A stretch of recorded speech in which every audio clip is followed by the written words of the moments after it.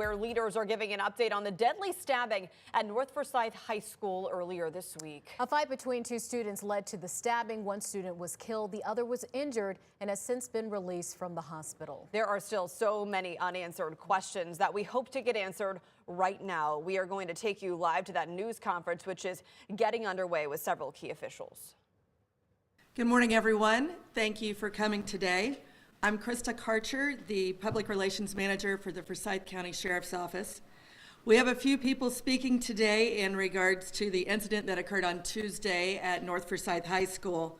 Lieutenant Sloan of the Forsyth County Sheriff's Office, District Attorney Jim O'Neill, Sheriff Bobby Kimbrough Jr., Superintendent Phipps of the Winston-Salem Forsyth County School District, and Chief William Penn of the Winston-Salem Police Department will all be speaking today.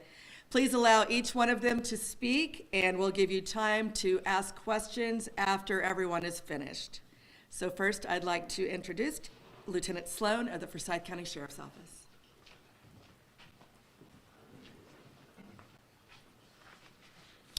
Hello, my name is Lieutenant J.D. Sloan with Forsyth County Sheriff's Office. I work in the Criminal Investigations Division. On Tuesday, December 9th, the Forsyth County School Resource Officer assigned to North Forsyth High School responded to a stabbing at that location. First responders immediately attempted life-saving measures on one of the students involved. However, that student succumbed to his injuries on scene. A second student involved in the incident was transported to the hospital where he received treatment for non-life-threatening injuries. The Sheriff's Office is conducting a thorough and ongoing investigation. Our detectives have interviewed dozens of witnesses and reviewed both school surveillance footage, cell phone video obtained, and at this stage in the investigation, we've determined that a physical altercation between two students occurred inside a school bathroom over a THC vape pen. During the altercation, a knife was produced by the decedent, resulting in the other subject sustaining injuries to his hands and the decedent suffering a fatal stab wound to his chest. Upon completion of our preliminary investigation, we contacted the Forsyth County District Attorney's Office and spoke with Jim O'Neill. We present our initial findings to him, and at this point I'd like to turn the briefing over to District Attorney Jim O'Neill for further.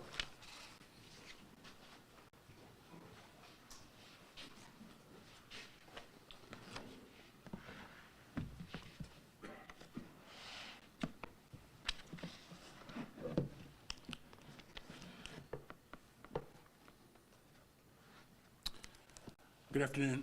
I'm Jim O'Neill. I'm the Forsyth County District Attorney.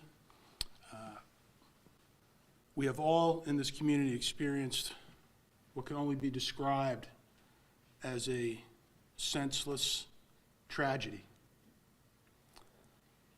A young man went to school this week and he didn't come home to see his family. And especially at this time of year, when so many of us are thinking about what kind of Christmas gifts we're going to get the people that we love, this young man and his family are suffering unimaginable sorrow and pain. What you heard from Detective Sloan from the Sheriff's Department was a summary of what the evidence has been and what they've been able to collect. I'd like to thank the Sheriff's Department. The Sheriff's Department has worked night and day on this case since it occurred with the assistance of the Winston-Salem Police Department. The combined efforts of your two agencies here is remarkable. And I said the other day, when tragedy strikes your community like it has done to ours this week, and we have professional, highly trained law enforcement agencies that are going to work hard and get to the truth of the matter. That's all we can ask for. So we're fortunate. So I'd like to thank just a moment Chief Penn, Sheriff Kimbrough. Your team was outstanding here. So I will tell you that having coached young men in this community for more than 25 years at the high school level. Young men get involved in some stupid things, and they make some bad decisions.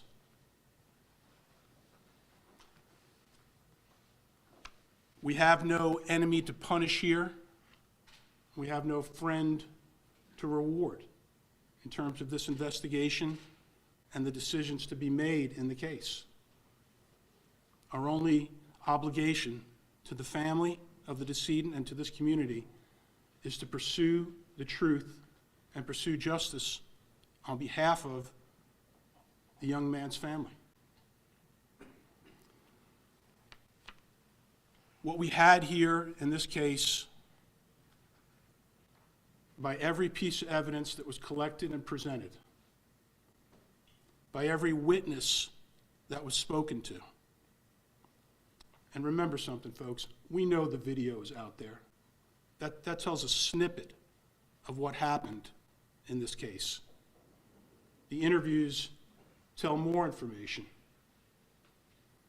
And you learn during the course of this investigation that these two young men knew each other very well, rode the school bus together, had a conversation that morning, talking to each other. They were friends, which makes this even more of a tragedy.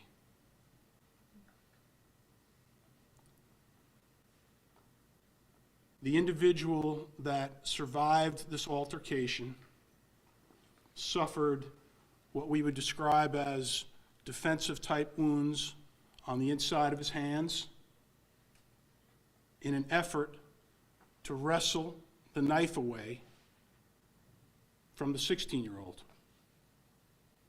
If you remember what Detective Sloan told you, the 16-year-old is the one that produced the knife. The 18-year-old tried to wrestle it away from him and had to be treated at the hospital for slice wounds to his hands. During the course of that altercation, both hands are on the knife. The knife comes up and punctures our 16-year-old one time through the sternum and through the heart. I tell you that the video only represents a snippet of what occurred because many people in this community don't understand that the 18-year-old, upon seeing that his friend was stabbed and laying on the ground, tried to render aid, tried to pack the wound and keep pressure on it. The 18-year-old was interviewed by law enforcement while he was recovering from his own injuries. And I can tell you, he cried and cried when he learned that his friend was dead. This was not an intentional act on behalf of the 18-year-old. It was not. There's not a shred of evidence to suggest that this was anything more than an accident.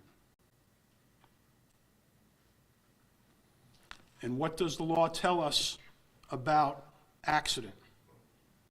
Well, I can tell you that the North Carolina Supreme Court has found over and over again that the defense of accident is triggered in factual situations where a defendant, without premeditation, intent, or culpable negligence, commits acts which bring about the death of another. Our 18-year-old also, of course, under the law, had the right to use self-defense. And the law, again, tells us over and over again, you have the right to defend yourself. And when this knife was produced, he tried to wrestle it away from the 16-year-old. Now, What has come to light during the course of this investigation and been shared with me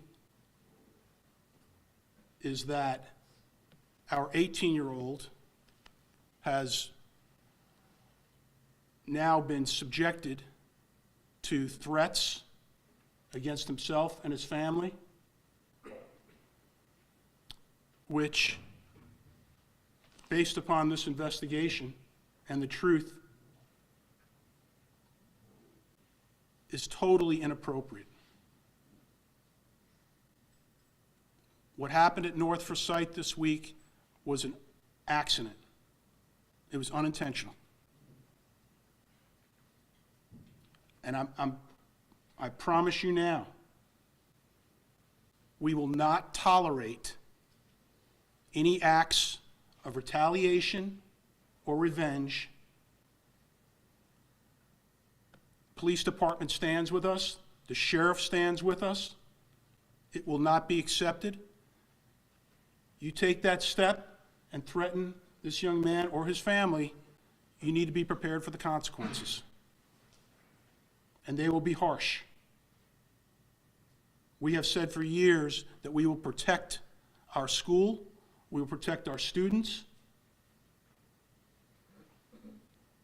And in this particular case, this 18-year-old, whose name I don't even want to throw out there because of what he's been subjected to this week, after the loss of his friend.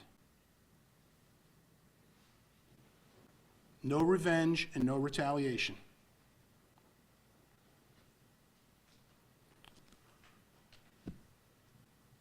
There is no probable cause in this case.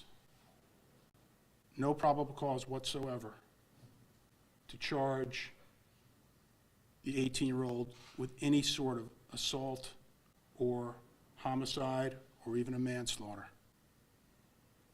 At the end of the day, this is a terrible, terrible accident.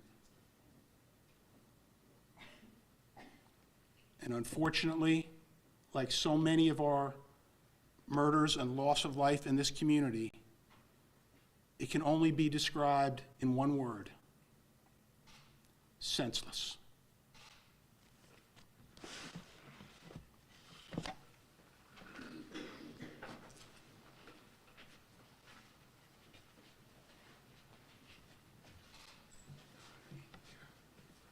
First of all, I want to say good afternoon. I want to thank all of you for being here. I want to thank the police department, district attorney's office, fire department, EMS, emergency management, highway patrol. I want to thank all of you. I want to thank you all that have been emailing me, asking me, am I all right? The answer is hell no, I'm not all right. And you shouldn't be all right. You shouldn't. You should be sad, the loss of life that has taken place. You know, I prepared what I called a politically correct statement. And I tossed and turned all last night. I don't want to be politically correct on this. I want to be correct. A lot of people I see on Facebook, they ask the question, who, what, when, where. There's a lot of blame to go around here. It's a lot. And I guess that I have to be the bearer of truth. And this is not a finger-pointing exercise. This is just facts. And the only way we can fix some things is we address the facts. And the facts are simply this. There's some things we need to fix. The question was, are metal detectors, are they working? Were they working? The answer was no, they weren't using them that day. And some of our probably is saying, well, why weren't they? Well, did we forget that we want administrators to be administrators? We want them to teach. We want them to be security experts. But did we forget the shortage that we created when we sent so many people home? Did we forget the number of personnel in the school system, that you don't have people in the school to take on those tasks? Regardless of how we got there, all those things are contributing factors. They are. It would be like you having 4 tires on your car and one of the tires is flat. It would affect the ride of the car. These are facts. The decisions that we make as adults create conditions for our children. These are facts. And at some point, we as adults, all of us, share the blame in this. We do. I can't tell you that you have the responsibility of raising somebody else's kids. You probably don't. But as a community, if you want a thriving community, a progressive community, it starts with a safe community. And even though it may not be your responsibility, we all have a role to play in this community. If it's nothing but volunteering at those schools, being a hall monitor, being a bathroom monitor, you can't expect success if you ain't willing to put the work in it. Success has an invoice attached to it. And somebody got to pay the invoice. And death has a voice. Let me tell you about that voice. On Tuesday, when I arrived, I saw a young man struggling for his life. I saw a young man crying and wailing at what he had done. I saw staff and administrators crying. I saw students crying. And what I will tell you is that, and I was looking at you all, because I can't thank you and the school system for your support, and even Chick-fil-A for providing the meals. But we have perfected responding to critical incidents like this. I can take you all the way back to 21 at Mount Tabor, take you to Reynolds, I can take you to a few other schools. This ain't something I want to perfect. Never did I ever want to perfect this. But let me tell you what I witnessed on Tuesday. Let me tell you about my Tuesday. Let me tell you why I'm not all right and why you shouldn't be all right. Because when we had to notify the grandmother, Miss Porch, when she came there, she sat there and I talked with her. I saw the emotions, I saw the reaction, I saw her fall on the floor and cry. I saw her daughter fall on the floor and cry. Myself and Chief Penn walked out of the room with tears in our eyes. But here's what I saw that I'll never forget. When we came back in the room to check on her, she looked up at me and she said, "Kimbrough, how is the little boy doing? How is his family doing?" I said, "He sustained some wounds, but he's gonna be all right, but mentally he'll never forget it." She said, "Kimbrough, can we just pray for him and his family?" At her lowest moment, she wanted to pray for him. That's the love that's missing from this community. We've got to do better. We got to talk to our kids and tell them, this ain't World Star with 11 or 12 people go in the bathroom and watch and wait and video to someone's death. It may not be a criminal offense, but to me it's a moral offense. And we as a community, we're better than this. And it's not a finger-pointing exercise, but you want answers, I'm gonna give you the answers. Now what you do with them is on you. We're playing games with our children. Every decision that we make as an adults affect young children. Those are facts, undisputable facts. You've heard me say it before, you can't make potato salad without potatoes. It could be something else, but it damn sure ain't potato salad. If you want success, we got to get serious about putting people in place and putting what is needed. We've got to protect our schools every day, and I don't care what it takes. I don't care if they don't get 6 hours of instructional. I don't care about that. I'd rather them get 4 hours of instruction and they all go home safe, and I can promise you their parents would rather have that too. I promise you that. I got back to my office, and I was sitting in there having a debriefing with my team, and they'll tell you, the phone rang. I was getting so many calls that I answered anybody call. I was just answering, saying hello. And the lady was screaming on the phone. And she said, "Kimbrough, not again." She was the mother that lost her child in 21. So no, I'm not all right. I'm not. And you shouldn't be either as a community. And here's what I'm gonna say, and I'm gonna get out of the way. We gotta make some decisions here. And I'm talking to the parents and I'm talking to the young folk. Either we're going to be our brother's keepers or our brother's pallbearers. We're better than this. To watch something horrific like this and to resurface it, we're better than this. Law enforcement, we have perfected how to respond to this, but I can assure you none of us want to respond to this.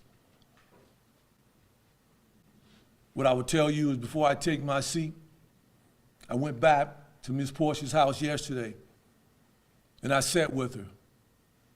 And I told her that the decision that was going to be made today, and if there was God in the woman, I saw it. Because she looked up at me and she said, Kimbrough, I'm all right. My church got me and God got me. That's love. That's what we need in this community. Regardless of whose fault it is, we in this together. Make no mistake about it. That's my message for the day.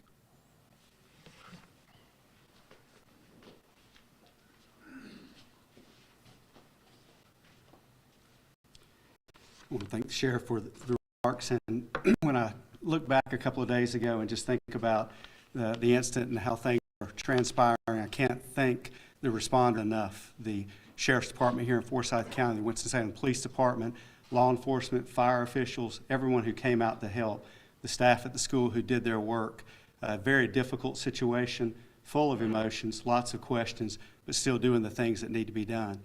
In a situation as bad as this is, and we feel the pain. I said the other day when I was speaking that this is an educator's nightmare, and that's true. We think about the things that keep me up at night are about safety. When I talk to parents, it's about safety. When I talk to teachers, it's about safety. When I talk to students, it's about safety. My dad, a long time ago, would say, don't tell me, show me. And I want to make sure that we're doing things in the school system that reflect that as a priority. So one of the conversations that we've already had that will continue is to take a look at protocol and procedures in any situation, good or bad, that we have an opportunity to learn from to try to figure out what needs to be done differently, what do we need to do more of, what do we need to do less of, do we have resources that we need to deploy that we haven't, do we have resources that we need that we simply don't have. And those are conversations that are ongoing and will continue to happen as we move forward. I will tell you the metal detector piece and threat deterrent systems like that are important, but they are one layer of a security system that we have to have in place. And while my tenure here has not been very long, I can tell you that there's been a great investment made across the school system for security. If you've tried to get onto campus, you've seen that. Camera systems, door locking systems, certainly the weapons deterrent systems, but there are other things that need to be done, and you've heard that already. It can't be at the school system only. There has to be outreach that happens throughout the community, and I would call on our churches and civic groups and other organizations that are working with our youth to break this cycle of violence and the weapons that we have. The weapons didn't happen at school, they came from somewhere, and we've got to work on making sure that those weapons aren't there. We want our schools to be safe. I don't want any parent or any student to have to spend time worrying about whether they're going to be safe if they're in our building. I want them to be focused on what they're doing academically. I want them to work on the pieces of the social maturation that should happen.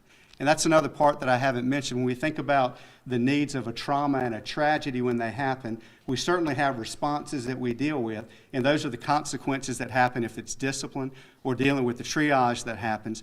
But there's an emotional side from all those who were involved that will continue long after this happens. And I will tell you that this is a trigger event for other things that have happened throughout our community that make it just as real as if it were yesterday. And we want to minister to and we want to try to support those individuals, but we need your help doing that as well. So as we deploy our help teams, our students will be back on campus tomorrow with a great deal of help around them. We certainly want it to be a time where they feel welcome to come back and not pensive and scared. There'll be a stronger presence on our part, but that can't be something that happens one day and then disappears. So as we look at the resources that we need to ensure the goals that we have and to accomplish the things that you're hearing here today, we reach out to our community and ask for that support. My thoughts and prayers continue with all those involved. It continues with the faculty and staff and students at that school. And across this great county that I'm now a part of, I want to be a part of the solution.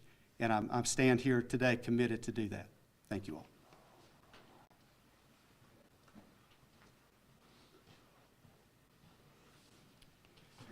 My partners in crime fighting said two things that stood out. District Attorney Jim O'Neill said senseless. Sheriff Kimbrough talked about community. Six teenagers have been killed this year in our community. That equates to one every other month. So when I say that we need to be talking to our kids, that's not to imply that that wasn't the case in this one at all. Don't read into it. But we got to do more than talk. We got to show, because our kids are watching. What are we doing out when we're out in public? How are we behaving? As a community, are we civil to one another, particularly when we disagree? You think about it. Furthermore, there needs to be a conversation about the role of this in the schools. It's time to have that conversation. What are our kids listening to? If their headphones are on their ears more than they're talking to us, adults and parents, then that has more influence. I've heard what they're listening to. That's the influence. It's a lot of pain right now. So what I want to say to our community, to our families, to our parents, let's talk about that pain. Because if the thought process is to retaliate, then pick another. This doesn't need to be a conversation from law enforcement. This needs to be conversations in the home. It's not about finger pointing. It's about, as a community, taking control, taking back our families, our kids, our community. And last but not least, let's not let this be lost on this incident. All of us need to wrap our arms around North Forsyth, every single teacher, student, and staff. As I was there on Tuesday, I saw the dietary staff in tears. It's a lot of people hurting. Let's not forget a single individual. And Sheriff Kimbrough says that we're better than this. And so we need to get behind his statement and be better than this and take back control. Take back our community. So before we start taking questions, because I know you have quite a few, just want to reiterate what Dr. Phelps said. They will be back in school tomorrow. I'll be at the bus ramp with a sign that says, "I love you." Let's show love to them that are coming back. Let's show support, because we are Forsyth strong. We are Forsyth strong. So I'll open up the floor for any questions that you all may have. So my question is for Dr. Phipps. Dr. Phipps, Daily Statement, ABC 45 News. Can you commit to the daily use of the open gate weapon detectors that you do have in the high schools right now? Yes, I made that request as a directive yesterday, that what we do have will be used on a daily basis. And then I want to determine what else we need to do to be able to have that use at the level that we want it to be. But I can certainly tell you that what we have, we're going to deploy and use, and then we're going to seek the opportunity to be able to get more. And a follow-up to that question, what are the procedures in place for drug policies? I don't know how to answer that question yet. I can have that conversation with you. What are the different types of support that you will be offering to the students tomorrow? I know you said that you personally will be there.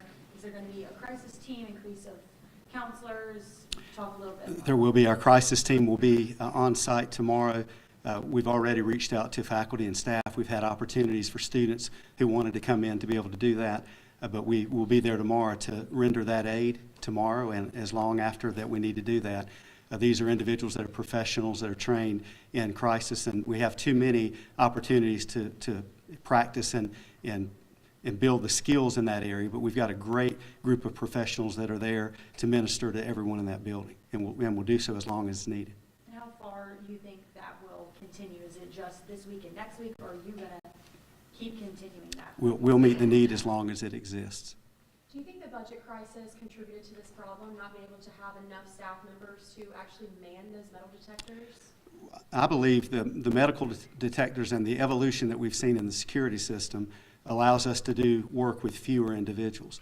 And the question is moving a full student body through a weapons deterrent system, and the ability to get that done effectively and efficiently is something that we want to look at. And a part of that is just the hardware of the materials that we have, but then also accentuating that with the rest of the security system detail that we have, we need to work on. And I mentioned that earlier. It's not just about a metal detector. It's about all the other pieces that are involved with that, including the mental health well-being of our faculty and staff, and the things you've heard today that extend out into the community that we need to work on.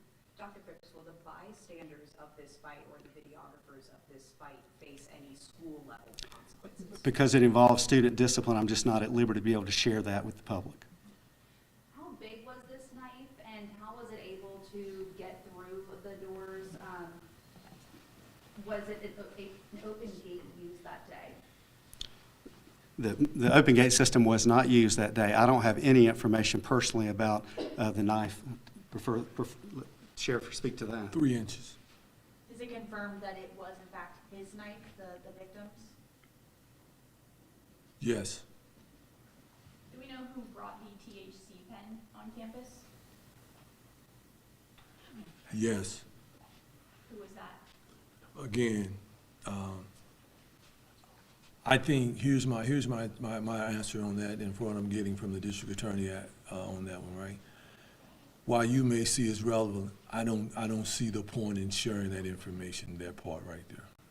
I have a question for Dr. Phipps. Sorry, if you can step back up the podium, please. Touching back on the social media video that's been circulating, are there going to be changes to the school district to their phone policy in light of this video being shared on social media? Again, we want to look at every situation that happens and what opportunities are there to either tighten up policies or try to create situations where we avoid things that happen. That's something that we will look at in addition to all the other pieces.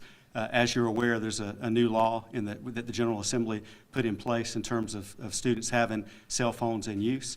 We know that every situation like this is going to be extraordinarily different than what a typical custom school day is, and we want to look at that and try to determine what's needed. I just can't answer that now without having that input and feedback from others. Superintendent, would you be open to parents or guardians who are willing to possibly volunteer to help man the metal detectors and other safety procedures? Would the district be open to that idea? I would be open to having conversation about that. I don't know what the guidelines are in terms of the use of those deterrent devices. But if that's the resource that's lacking, then I think we have to be creative and look. But I also know that there's some requirements when you're doing that type of work. So without committing to that, I would say certainly we'll be open to the conversation and put that on the table. Given the district's financial standing currently, I mean, is there any wiggle room for any further financial investments into safety at school? Well, for the open gates devices, to get what we feel like we need and would like to have, we're looking at just shy of $2 million. And that would have to be, and there's a lot of fundraising that's gone on that's not related to this at all. And I don't want there to be community fatigue for raising funds, but I think when a situation like this happens, it shines a light on a critical time and a critical need, and that would certainly be something that we would love to be able to have, is the influx of those funds to be able to purchase those pieces of equipment. Again, so that every parent knows that when their child gets dropped off or they get they drop, they're going to be scanned and checked every day. Donation efforts are probably going to be the lead in making that change. That's part of the conversation of being able to articulate what our need is and then what we need to do to be able to get yes. You mentioned offering support to students and staff, but how are teachers doing right now? Teachers are struggling. Every educator who's in this field struggles when a child hurts.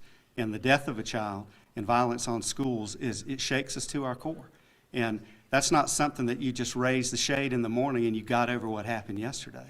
So when I said our student services team is there to render support to our students, they're also there to render support to our staff. And we've got to work with them. We've got to minister to those needs. And there's not a set cycle that you go through. Everybody deals with this differently. And these kinds of things can trigger something that's completely unrelated that would have a person have some emotional turmoil that we want to try to get in and meet that need. But we heard earlier, we've perfected certain things in the county. We want to perfect what we're doing in the education arena. And we've got to be able to focus on education and not these other things. But these other things take top priority, and we know that. I told you that that's the biggest need and the biggest concern that an educator has. Work with us and help us be able to resolve that so that we can focus on the things that we'd rather be talking about. High student achievement, great success that students have in school. Due to this incident, are there any youth violence initiatives that you all will be implementing, or the school district planning for the future? We've had a number of folks outside of our school system who have reached out with programs, services, and offerings, and we're looking at all of that. Not everything that happens somewhere is going to fit our need, so we want to make sure that we're looking for services that can render the support and help that we need moving forward. What will security look like tomorrow on campus? Security tomorrow will be more than sufficient and efficient. Of course, anytime there's a critical incident, we know that emotions are high. So we'll basically be doubling down as we go back in tomorrow, throughout the rest of the year as well, and probably until school ends this year. We'll figure it out if we have to move people around, but security will be more than efficient tomorrow. Knowing how big the night was now, are you able to say whether if they were working Yes. on Tuesday? Yes. Would that have Yes. picked up the night? Yes. Dr. Phipps, how many people over the past fall have been lost in terms of staff in North Forsyth? And have those people, does their role involve behavior? Has the loss of those people affected? I don't have the number in front of me. It's a significant number. And I can tell you, regardless of what the person's title is, everybody that we have who's an employee or a staff member contributes to the well-being of our students. And if we lose just one, it's changed the dynamic of what we work on. But we have to work with where we are and try to provide as much support as we can, again, with the resources we have, and we're committed to doing that. A follow-up question with that, Dr. Phipps. There has been some concern from community members that if an assistant principal was there, that this fight, this altercation could have been resolved, prevented. Was there an assistant principal originally at North Forsyth High School, and were they moved this year because of the budget? I don't know that information. Again, I can find that out for you. And I'm sorry, without that background, I just don't know those specific details. You mentioned taking another look at policies and procedures and protocols at the school, but how soon could it be that we could see an increased security measure done at the school? Well, you're going to see it as effective as early as today, as we've had our meetings, and then we have to determine what those other layers are, what those protocols may be, how significant the changes are, what resources are needed. But we're not waiting. We don't have time to wait. So we've started using what we can, hopefully more effectively today.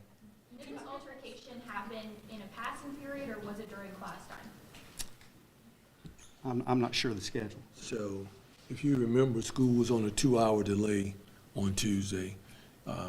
School typically starts at 8:45 at North Forsyth. The call came in at 11:04. It's what time the deputy called it in, needing assistance. So based on the time, school had have already started about 15 minutes. Can you confirm that moving forward, the metal detectors will be in use on a daily basis at all schools in the district, or? There will be a school system question. The sheriff's office, for clarity, the sheriff's office doesn't dictate the metal detectors in the school. That is a school district policy, procedure, and decision. I've said it twice. I'll say it a third time. They will be used every day in our schools. Okay, and that's moving forward. Starting today. Dr. Phipps, you are newer to this community, but we know that you have experience in other communities. Have you ever experienced an incident like this and the aftermath, and how did you handle that? My career began as a school psychologist. So I was in Cumberland County, a district very similar to this size, and served as the executive director of student services. So I led the trauma outreach. And it's unfortunate that, and we don't keep a scoreboard, but every death, every loss of a student or a staff or a traumatic event is significant. They're all a little bit different. They're unique in some ways, but at the heart of it is trying to render need to those that need the help, and that's what we're doing here. And we learn something from every situation. We'll debrief the incident, we'll debrief our response to the incident, and we'll try to be better as we move forward. Will this 18-year-old face any in-school consequences? Is he expected to return to North Forsyth? Again, I can't speak about specific student information like that.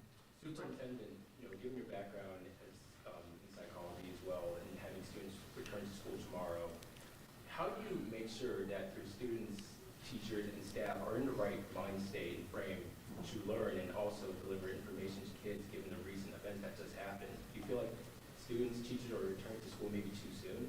Well, I don't know that there is a right time because everybody processes and goes through this at different rates. I think my response to that would be the same thing that we take in terms of educating our children. And I think we have to know each student as a unique individual that they are. We have to know where they are. Teachers spent time yesterday reaching out to students to get an assessment of where they were.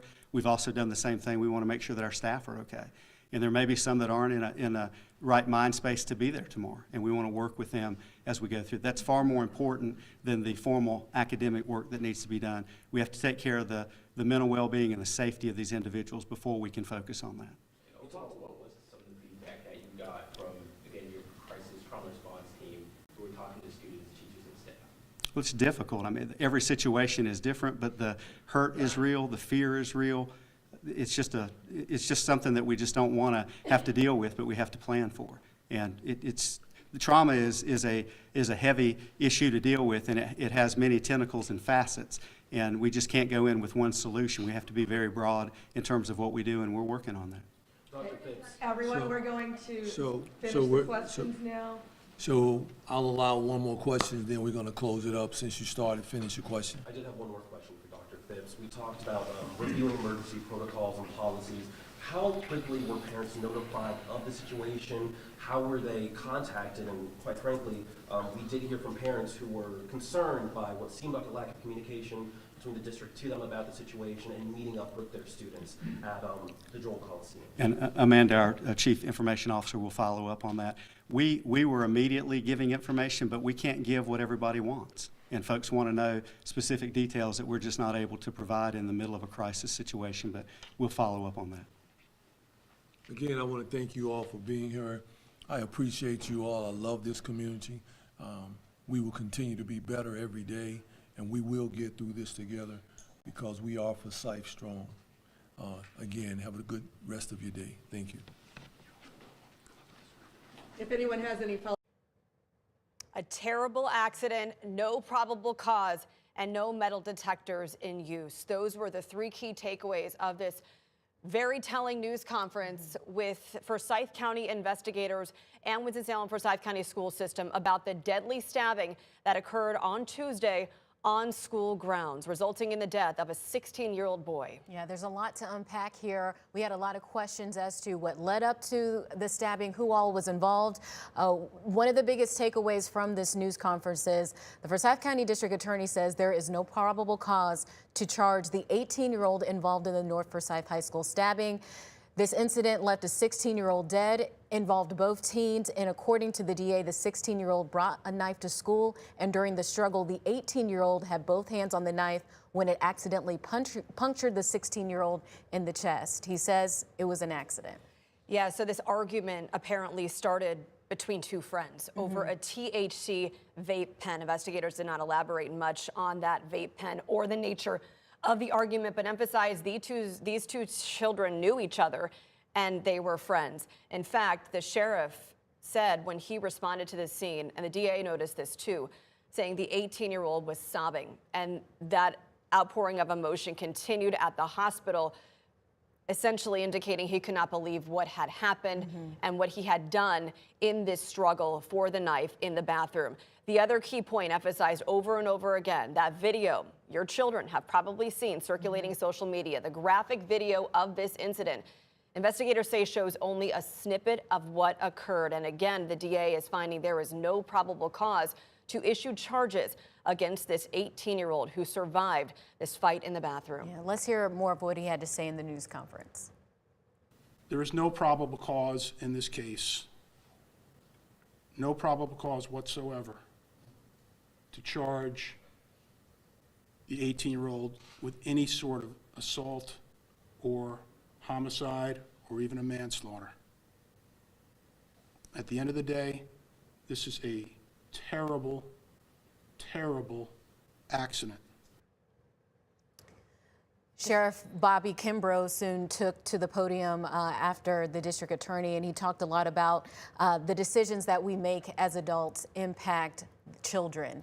He said the metal detectors were not working that day, and he also kind of alluded to the fact that some of these financial crisis that we've seen in the school district, budgeting and everything of that nature might have contributed to them not being manned that day. Because keep in mind, to have functional metal detectors being able to respond if something is detected, you have to have the manpower to staff those detectors. So he did allude, as you said, to mass layoffs that have happened recently in Winston-Salem, Forsyth County schools.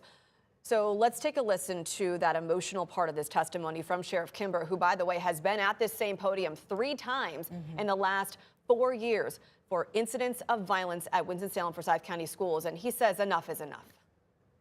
We've got to do better. We got to talk to our kids and tell them this ain't World Star with 11 or 12 people go in the bathroom and watch and wait and video to someone's death. It may not be a criminal offense, but to me it's a moral offense. And we as a He also had this call on the community to get involved in the school system, that it takes everyone to do their part to protect our youth. One of the quotes that he said is, you're either going to be your brother's keeper or you're going to be your brother's pallbearer. And that just is a message that really stood out to me. We've heard similar messaging from Sheriff Kimbrough in the past. He is a father of boys. He is very big into the community as far as mentorship. And he really emphasizes that the responsibility of our well-being of our youth is on the family as a whole, to make sure everybody is collectively setting a good example and making good decisions. He said we have to do better. This might not be a criminal offense, but a moral offense. We heard a similar message from Police Chief William Penn Jr. We're better than this. And so we need to get behind his statement and be better than this and take back control. Take back our community. This was just an emotional news conference all the way around. Some stunning information coming out of this, but the conclusions were very definitive. They emphasize there is an abundance of evidence. There is an abundance of witness testimony that led them to come to the conclusion they did not to press charges in this case. Let's get out to Giselle Thomas. She was live at the memorial outside the high school this morning. Keep in mind the students are learning remotely today. They will go back tomorrow. Giselle, what did you take away from that news conference? There were 3 things that the district attorney said that really stood out to me: senseless, accident, and also non-intentional. That's what the district attorney said as he was describing some of the actions that happened. He said it was 2 students that we know from North Forsyth High School, that 16-year-old Cameron Gran, and also an 18-year-old that we did not get his name. He also described that the 2 boys were friends. They were close to each other. He even said that they had a conversation earlier that morning before coming to school, and the fight that ended up taking place in the bathroom was over a THC vape pen. So wrapping your head around this and thinking about all the things that came together out of this, it's really disturbing to hear. And you could hear that in the voices of not only the district attorney, but also from Chief Penn, also from our sheriff, Bobby Kimbrough Jr., just hearing their frustration with all of this. Take a listen real quick of some sound from our DA.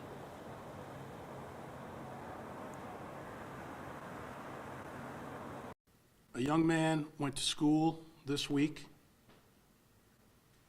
and he didn't come home to see his family. And especially at this time of year, when so many of us are thinking about what kind of Christmas gifts we're going to get the people that we love, This young man and his family are suffering unimaginable sorrow and pain.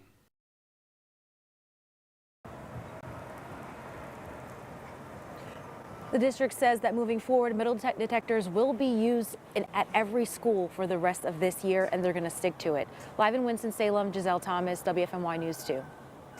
One of the things I want to point out is the district attorney had said that the 18-year-old involved has been subject to threats against himself and his family, and they want to urge the community that this should not happen and that there will be consequences if that isn't something that's going on. Yeah, one key point, and Giselle mentioned that the superintendent said going forward, starting today, metal detectors will be in every school. We are working to figure out if that includes elementary schools going forward, because as we know, as of now, those same safety protocols do not apply. So still some questions to get answered. We will talk much more about this on WFMY Plus streaming right after this break.